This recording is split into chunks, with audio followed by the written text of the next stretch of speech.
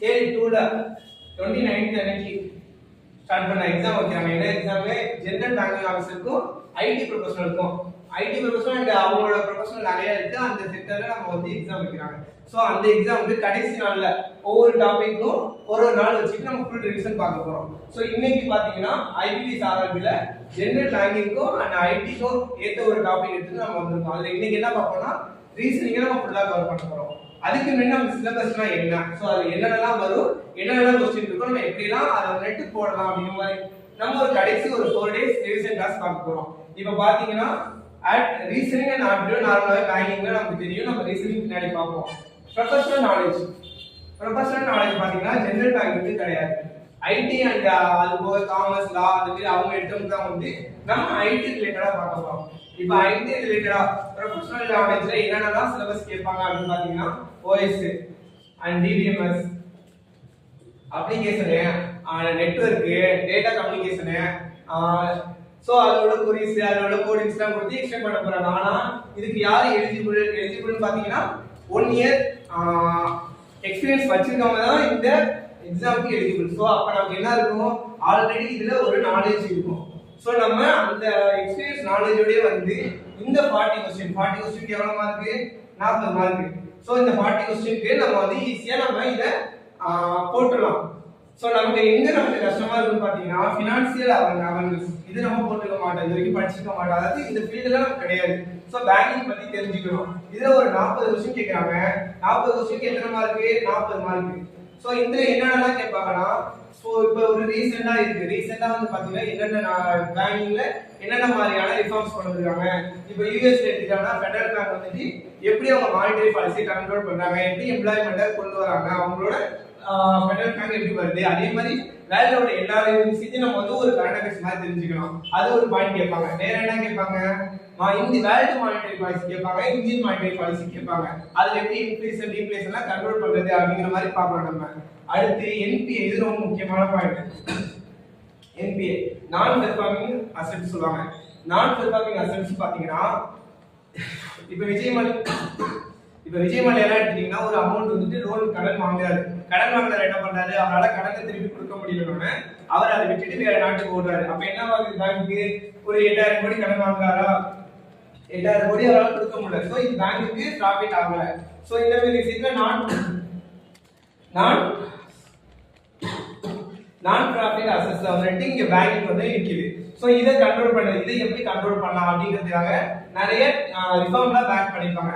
So banking எப்ப ஆரம்பிச்சாங்க, RBI எப்ப நேஷனலைஸ் பண்ணாங்க, எஸ்பிஐ எப்ப நேஷனலைஸ் பண்ணாங்க, எப்பலாம் இந்தியன் பேங்க்ல எப்படி எஸ்பிஐ மாறிச்சு, எப்ப வந்து ஈஸ்ட் இந்தியா கம்பெனி எப்படி பேங்க்ல இருந்து மொத்த மாதிரி கொண்டு வந்தாங்க, அது எப்படி ரிஃபார்ம் ஆனிச்சு. அந்த வேலை 1969 ல 91 வரைக்கும் பாத்தீங்கன்னா பேங்கிங் பாத்தீங்கன்னா ஒரு நார்மலா வந்துட்டு என்பிஏ கம்மியா போயிட்டு இருந்துச்சு. இந்த 91 கிட்ட பாத்தீங்கன்னா காலகட்டத்துல பாத்தீங்கன்னா பேங்கிங் வந்து ரொம்ப பட்டுச்சு. சோ இந்த டைம்ல என்ன பண்ணிருப்பாங்க நமக்கு தெரியும், நரசிம்ம கமிட்டி 1 போட்டுருப்பாங்க, நரசிம்ம கமிட்டி 2 போட்டுருப்பாங்க. 2 நரசிம்ம கமிட்டி போட்டு என்ன பண்ணிருப்பாங்க, பேங்கிங் ரிஃபார்ம்ஸ் கொண்டு வந்திருப்பாங்க.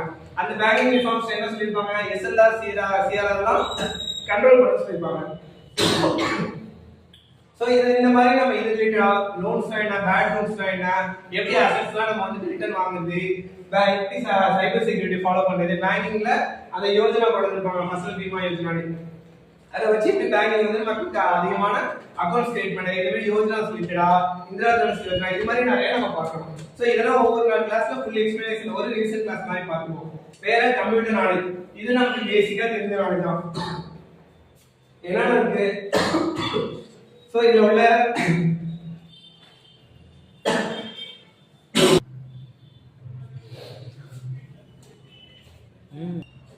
சரி ஓகே, கம்ப்யூட்டர் நாலேஜ் என்ன இருக்கும், அந்த பைட்ஸ் என்ன, கேபிஜிபி, அப்புறம் என்டர் கீ, அப்புறம் ஷார்ட்கட் கீஸ், அப்புறம் இன்டர்பிரட்டர்னா என்ன, கம்பைலர்னா என்ன, சோ அதோட ப்ராசஸ் என்ன, ஒரு மெஷின் லாங்குவேஜ் வந்து ஒரு ஹை லெவல் லாங்குவேஜ் வந்து எப்படி மெஷின் லாங்குவேஜா மாத்தி கம்ப்யூட்டருக்கு அண்டர்ஸ்டாண்ட் பண்ண வைக்கிற பைனரி கோட்ல கொடுக்கிறது.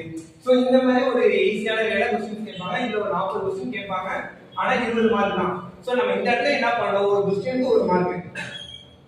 ஆனா ராங் क्वेश्चनக்கு என்ன 0.23 மார்க் இதாகும். அது 4 क्वेश्चनக்கு ஒரு மார்க் தேவை. ஆனா இந்த क्वेश्चनக்கு என்ன 40 क्वेश्चनக்கு 20 மார்க் போது ஒரு क्वेश्चनக்கு 0.5 மார்க் தான். சோ ஆனா நீங்க ஒரு ராங் क्वेश्चन பண்ணீங்கன்னா 0.25. சோ கம்ப்யூட்டர் நாலேஜும் இங்கிலீஷ்ல எடுக்கும்போது என்ன என்ன பண்ணணும், क्वेश्चनக்கான மார்க் 0.5 தான், தப்பா போட்டா 0.2. அப்ப இது என்ன தெரியுதோ அதை மட்டும் நம்ம அட்டெண்ட் பண்ணணும். ப்ரொஃபஷனல் லாங்குவேஜ் நம்ம ஆல்ரெடி ஒர்க்கிங்ல கோடிங்ல ப்ரோக்ராம்ல போயிட்டு இருக்கோம். சோ ப்ரோக்ராம்க்கான அவுட்புட் கண்டுபிடிக்கிறது, ஓஎஸ் எப்படி ரன் ஆகுது, ஹார்ட்வேர் எப்படி ரன் ஆகுது, சாஃப்ட்வேர், சோ அந்த டேட்டா அப்புறம் எப்படிலாம் வந்து டேட்டா சேவ் ஆகுது, ஸ்டோர் ஆகுது, சோ நம்ம வந்து கோடிங் ரிலேட்டடா பார்க்க போறோம். சோ ஓகேவா, இன்னைக்கு நம்ம என்ன பார்க்கணும், ரீசனிங்ல ஒரு 6 சம் எடுத்து சால்வ் பண்ணணும். ஓகேவா, சரிவா.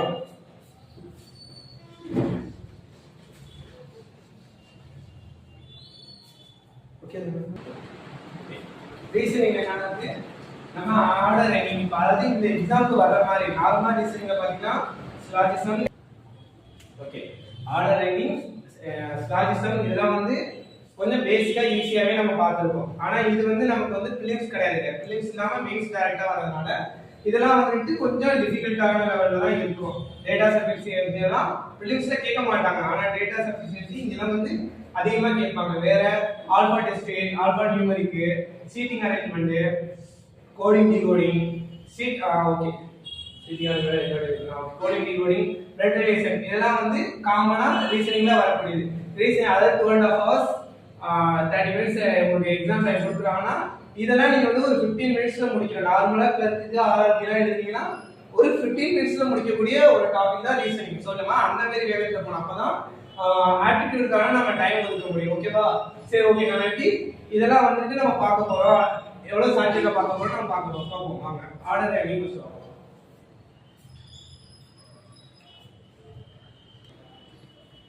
ஓகே, ஆர்டர் அண்ட் ரேங்கிங்ல நம்ம இந்த क्वेश्चन எப்படி சால்வ் பண்றது அப்படினு பார்க்க போறோம். ஓகேவா, இந்த क्वेश्चन என்ன சொல்றாங்க, there are 6 persons J K L M and P, அதாவது ஒரு 6 persons இந்த ஆர்டர்ல அதாவது இந்த நேம் வச்சுக்கங்க. இது ஒரு குரூப்ல இருக்காங்க, இதே குரூப்ல இருக்காங்க.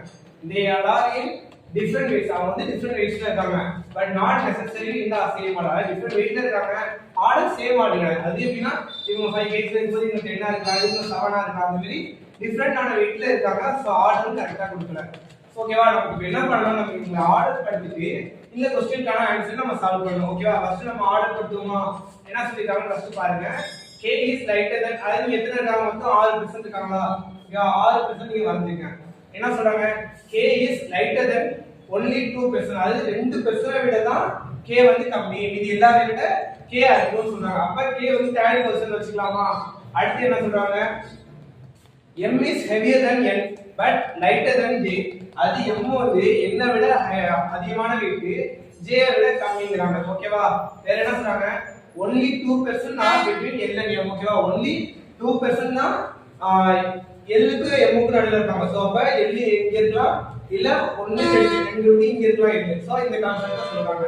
வேற என்ன சொல்றாங்க, n is not the largest person in the group. n யாரு, n வந்து லார்ஜஸ்ட் பர்சன் கிடையாது அப்படினு சொல்றாங்க. வேற என்ன சொல்றாங்க, சரி லைட்டஸ்ட்னு எழுதிறோம், நான் மாத்தி இருக்கேன். ஓகே, ஏன்னா இந்த l தான் வந்து ஹெவியர் பர்சன் சொல்லிருப்பாங்க. Okay, n is not the leastest person, so இந்த இடத்துல வர மாட்டாங்க அப்படி சொல்லிருப்பாங்க. வேற என்ன சொல்றாங்க, okay, l is heavier than m, m விட l வந்து ஹெவியர்ங்கறாங்க. அப்ப இந்த சைடு வர மாட்டாங்க. ஓகேவா, சோ இந்த பொசிஷன்ல தான் இருக்காங்க. சோ அப்ப நீங்க order படுத்துங்க,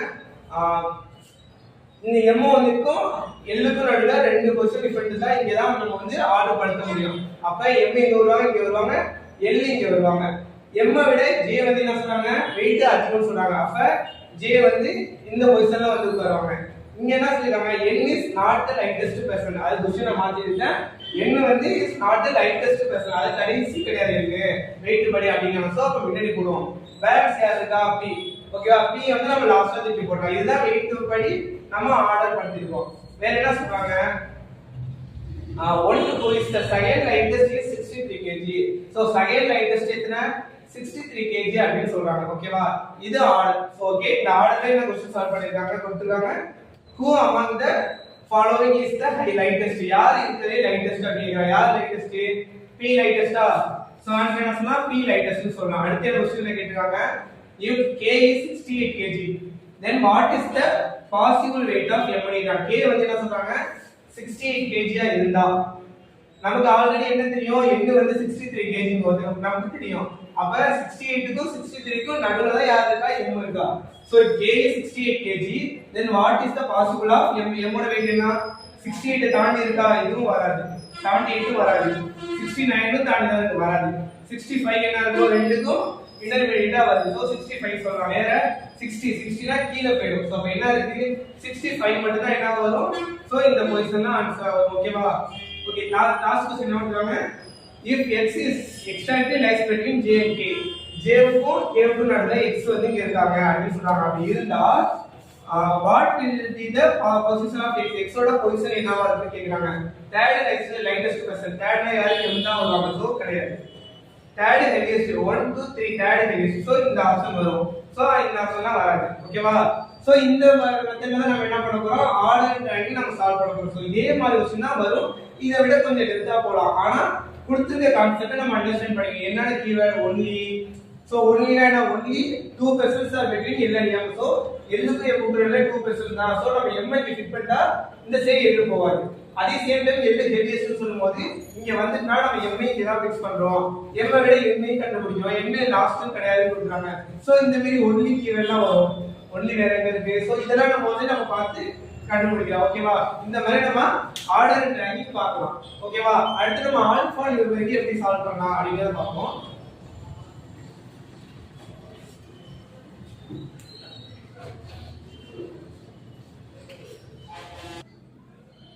okay order and triangle பார்த்தாச்சு இப்போ நம்ம ஆல்பா டெஸ்ட் இது ஆல்பா நியூமெரிக் டெஸ்ட் ஆல்பா பேஸ்ல ஒரு கேரக்டர் கொடுத்து நம்ம அதுக்கான क्वेश्चन கேக்குறாங்க சோ அந்த மாதிரி விஷயத்தை எப்படி சால்வ் பண்றதுன்னு பார்ப்போம் இப்போ என்ன கொடுத்திருக்காங்க சி 1 அந்த சிம்பிள் லெட்டர்ஸ் கான்ஸ்டன்ட் வவல்ஸ் இதெல்லாம் கொடுத்துட்டு இந்த மாதிரி क्वेश्चन கேட்பாங்க அப்ப நம்ம என்ன பண்ணோம் வவல்ஸ் தெரிஞ்சிரணும் வவல்ஸ் நமக்கு தெரியும் a e i o u பேலன்ஸ்னா என்ன கான்ஸ்டன்ட் வந்துரும் வேற என்ன இந்த மாதிரி சமக்கு நமக்கு ஒரு கீவேர்ட் தெரியணும்னா ப்ரெசிடென்ட் கொடுத்துறாங்களா preceded by and followed by so நமக்கு இந்த क्वेश्चन படிக்கிறதுக்கு இந்த வேர்ட்ஸை பார்த்துக்கணும் ஃபாலோட் பை அப்படிங்க வந்துச்சுனா என்னன்னா இந்த ஆஃப்டர்ல இருக்கணும் ப்ரெசிடென்ட் பைனா முன்னாடி இருக்கணும் பிஃபோர்ல இருக்கணும் அந்த வேர்ட் இப்போ क्वेश्चन படிங்க என்ன சொல்றாங்க how many such symbols are there in the above arrangement each of which is immediately followed by number அதாவது immediately ஒரு நம்பர் நம்ம பார்க்கறோம் அது immediately followed by நம்பரா இருக்கணும் also immediately preceded by consonant ஒரு consonant லெட்டராவும் இருக்கணும் சோ நம்ம என்ன இருக்கணும் there are the above arrangement each of which is immediately followed by numbers and also immediately preceded by a consonant so ஓகேவா நம்ம பாப்போம் ஃபர்ஸ்ட் என்ன நம்பர் பார்க்கலாம் சோ ஒரு நம்பர் லெட்டர் முன்னாடி இருக்க ஒரு கான்ஸ்டன்ட் இருக்கும் சோ ஒரு டேர்ம் வந்துட்டா ஓகே வேற என்ன நம்பர் இருக்கு இங்க இருக்கு இந்த நம்பருக்கு முன்னாடி எனக்கு கான்ஸ்டன்ட் வேணும் ஓகேவா ரெண்டு இருக்கா அடுத்து லாஸ்டா நம்பருக்கு முன்னாடி கான்ஸ்டன்ட் கேக்குறாங்க இங்க சிம்பிள் இருக்கு சோ வராது ஓகேவா இப்போ எத்தனை இருக்குது இதுல மொத்தம் ரெண்டு இருக்கு சோ எத்தனை கேட்பாங்க எத்தனை காம்போனன்ட்ஸ் இருக்குன்னு கேட்பாங்க சோ ரெண்டு காம்போனன்ட்ஸ் இருக்கு எப்படி இந்த கண்டிஷனை சாட்டிஸ்ஃபை பண்ண மாதிரி ரெண்டு காம்போனன்ட்ஸ் இருக்கு சோ இந்த மாதிரி क्वेश्चन ஒன்னு வரும் ஆல்பா டெஸ்ட்ல இன்னொரு ஆல்பால எப்படி வரும் அப்படி பாத்தீங்கன்னா இந்த லெட்டருக்கு அவங்க கோட் கொடுத்துருவாங்க இந்த லெட்டருக்கு கோட் கொடுத்துருவாங்க கோட் கொடுத்துட்டு மூணு கண்டிஷன் சொல்லுவாங்க இந்த கண்டிஷனை சாட்டிஸ்ஃபை பண்ணிச்சுனா அதுக்கு ஏத்த மாதிரி இதுக்கு நம்ம கோட் கொடுக்கணும் சோ ஆப்ஷனல் இடம் இல்ல சோ அதனால சொல்றேன் இப்போ என்ன கொடுத்தாங்க k க்கு அன் சிம்பலோ a க்கு s f க்கு at இந்த மாதிரி சிம்பிள் கொடுத்துருவாங்க அதாவது இந்த லெட்டருக்கு கோட் பண்ணிடுவாங்க அப்புறம் கண்டிஷன் கொடுப்பாங்க கண்டிஷன் என்ன கொடுக்கறாங்க நான் படிச்சறேன் அதாவது செகண்ட் லெட்டர் அது கொடுத்திருக்கிறதுல செகண்ட் ஆப்ஷன் இருக்கா இந்த ஆப்ஷன்ல செகண்ட் லெட்டர் பபிள்ஸா இருந்து லாஸ்ட் லெட்டர் கான்ஸ்டன்ட்டா இருக்கணும் சோ லாஸ்ட் லெட்டர் கான்ஸ்டன்ட்டா இருக்கு ஃபர்ஸ்ட் லெட்டர் செகண்ட் லெட்டர் என்ன வரணும் பபிளா இருக்கணும் அப்படி இருந்தா போத்தே என்ன பண்ணனும் செகண்ட் லெட்டருக்கான இப்ப t க்கு என்ன கோட் s ஆ சோ இங்கேயும் s போடணும் இங்கேயும் s போடணும் எக்ஸாம்பிள் w இருக்கா w க்கு என்ன வரும் 4 வரும் w க்கு 4 வரும் t க்கு என்ன வரும் s வரும் a க்கு a க்கு சாரி t க்கு என்ன வரும் t க்கு வந்து s வரும் a க்கு 5 வருது ஓகே 5 வரும் e க்கு என்ன வரும் 6 வரும் r க்கு ஓகே r க்கு b க்கு இந்த சிம்பிள் வரும் இப்போ என்ன சொல்றாங்க கண்டிஷன் செகண்ட் லெட்டர் வவல்ஸ் தான் இருக்கும் சோ இந்த ஸ்டேட்மென்ட் சரி இந்த ஸ்டேட்மென்ட் செட் ஆகல அடுத்து என்ன ஃபர்ஸ்ட் லெட்டர் கான்ஸ்டன்ட் ஆகணும் கான்ஸ்டன்ட்டா இருக்கு அப்புறம் வேற என்ன சொல்றாங்க லாஸ்ட் லெட்டர் வவலா இருக்கணும் லாஸ்ட் லெட்டர் வவலா இருக்கா இல்ல சோ இதையும் சாட்டிஸ்ஃபை பண்ணல இந்த क्वेश्चन லாஸ்ட் நமக்கு ஃபர்ஸ்ட் லாஸ்ட் வவலா இருக்கணும் ஃபர்ஸ்ட் வவல் இல்ல லாஸ்ட் வவல் இல்ல. அப்ப இந்த மூணு கண்டிஷனுமே செட் ஆகல. அப்ப என்ன பண்ணலாம், இந்த கோட அப்படியே டைரக்டா போட்டுக்கலாம். அடுத்த ஆப்ஷன் பாருங்க, ஃபர்ஸ்ட் லெட்டர் வவல். சோ இந்த இதுல இது இருக்கு ஃபர்ஸ்ட் லெட்டர், லாஸ்ட் லெட்டரும் வவல் தான். சோ அப்ப என்ன சொல்லிருக்காங்க, போத் கோடட் லாஸ்ட் லெட்டர் தான் ஃபர்ஸ்ட் கொடுத்துருக்காங்க.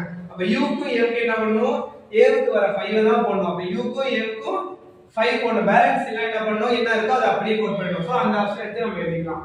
தேர்ட் என்ன ஃபர்ஸ்ட் லெட்டர் t, அது ஒரு கான்ஸ்டன்ட். ஃபர்ஸ்ட் லெட்டர் கான்ஸ்டன்ட் இந்த சைடு சேவ் பண்ணதா, last letter constant. Last letter vowels கொடுத்துருக்காங்க. ஓகேவா, இது எந்த இதுலயுமே செட் ஆகல. அப்ப என்ன பண்ணலாம், இதுக்கு என்ன செட் ஆகுதோ அந்த கோட அப்படியே தூக்கி போடலாம். லாஸ்ட் டைம் என்ன சொல்றாங்க, first letter constant, last letter vowel. So அப்ப என்ன சொல்றாங்க, போத் இன்டர்சேஞ்ச் பண்ண சொல்றாங்க. அப்ப a க்கான 5 தூக்கி எங்க போடணும், w ல போடணும். w க்கான 4 தூக்கி எங்க போடணும், a ல போடணும். பேலன்ஸ் எல்லாமே என்ன கோட் இருக்கோ அதை தூக்கி போடணும். ஓகேவா, இந்த கான்செப்ட்ல இந்த ஆல்பா வரைக்கும் நம்ம சால்வ் பண்ணலாம். ஓகேவா,